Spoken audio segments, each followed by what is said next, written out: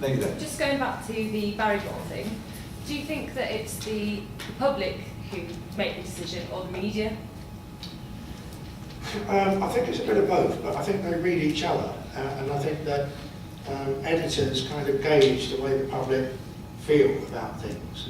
As I say, you know, for 9 months, or maybe for a long time, Broadsheets would have only ever crucified Jade.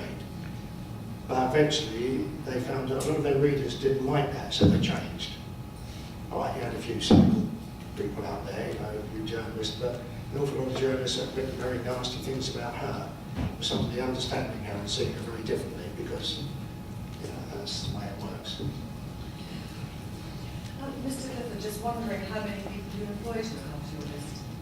How many people? How many people you employ to look after your clients? Well, I mean, it's only a small office, there's just 10 of them, because I like to be in the middle of it, but obviously I've got a lot of people working for me around the world doing different things, you know, at different times, because obviously my clients are American or Australian or, you know, banks or organisations or shipping companies or property companies, so you've got various people that you tap into that are experts in, but it's something that I still enjoy being in the middle of, and I have to. More questions? That lady there. Hello. Why do you think Cara Noble never tried to save her career after she got kicked off Art FM for selling those photos? Cara Noble. Do you know who she is? She sold. She was the one that She sold photos of of some of the royals, and then her whole she got kicked. Sophie, wasn't it? Yes, that's it. Oh, She just knows. before the wedding. Just before the wedding. Yes. To Edward. Yeah, but you see, it's not from a media point of view. They close ranks. But, you know, in other words, not she working on a radio show or working in. Well, you don't want someone there because so many of them are at it. You don't want people that are going to be, you know, in other words, if she's selling stories or pictures on one of her colleagues that covered the radio, wherever it was, she might be doing it with another colleague, so you're not going to give her an opportunity. I actually think as well, Max, if you remember this, I think the Sun published those pictures, and I think David Young decided it was a commercial mistake, because I don't think the readers liked it on the eve of this young lady's wedding to Prince Edward, and they just didn't like it. It was like many years ago when one of the tabloids turned over Elton John.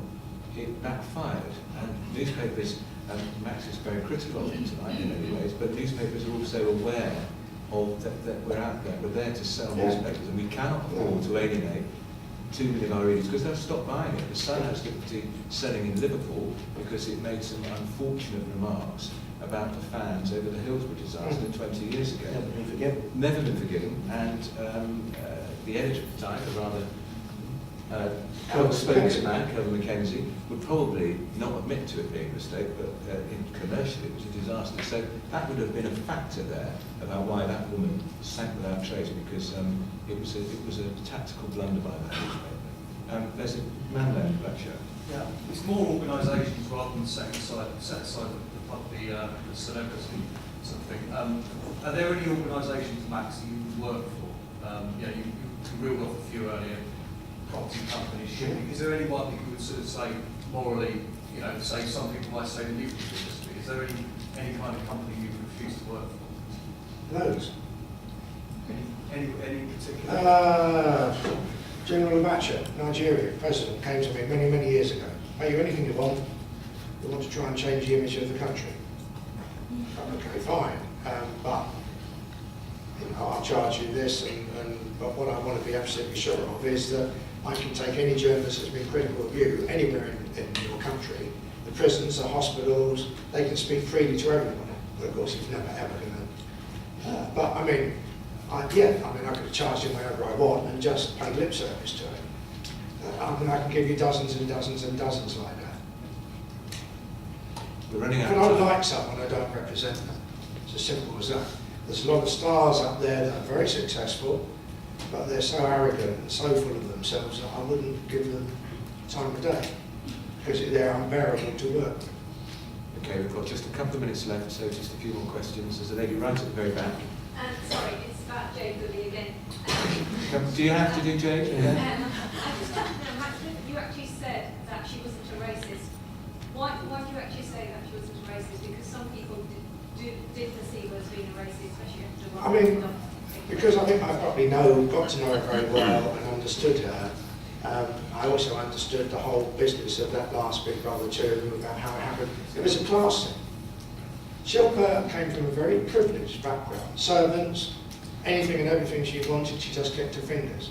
Jade was dragged up by 2 drug addicts, where she was doing, as I say, all the housework and washing and ironing by the time she was 5, 6, 7. It was a class thing. A lot of Jade's best friends are black. Her closest friends are black.